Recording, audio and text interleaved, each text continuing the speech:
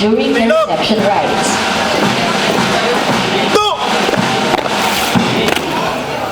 Ginoo, ano na po ang grupong tagapagsanay upang sanayin ang bagong nilatong sundalo. Take charge! Take charge!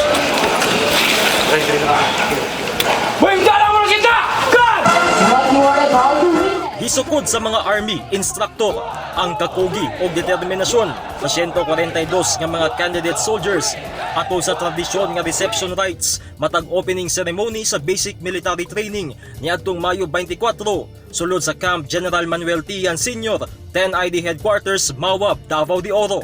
Ang mga candidate soldiers ipailawom sa 16 nga semana nga basic military training.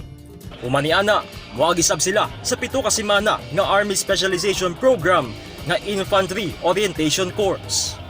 Sumala ni 10ID Assistant Division Commander Brigadier General Alan D. Hambala, kinahanglang mapalig-on ang pisikal, intelektual, emosyonal, ingon man ang spiritual nga aspeto sa matag CS aron mabuhat nila sa husto ang tawag sa pagpanerbisyo isip mga sundalo.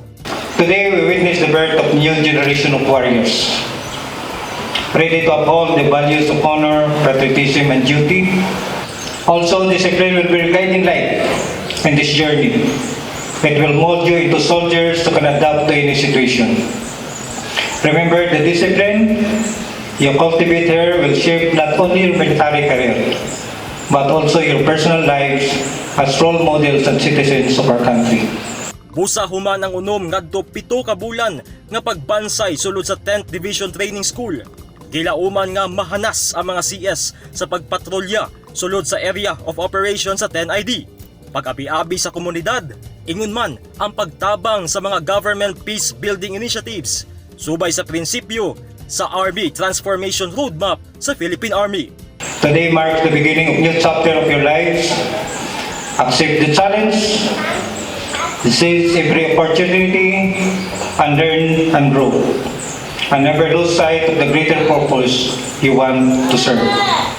Gilangkuban og 126 ka mga lalaki og 16 ka mga babae ang Candidate Soldier Course Class 766-2023.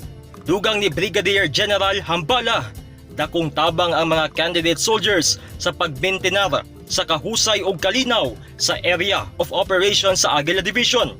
Diin nagapadayon sa paglahutay ang mga kasundaluhan, kuyog ang lokal nga panggamhanan, ingon man ang pribadong sektor sa pagpakgang sa elemento sa insurhensiya, dili lamang sa Davao Region, hasta nasab sa mga kasigbit na mga lugar. Gikan sa 10th Infantry Division, Louie Angchay, Newsline Philippines, stay safe.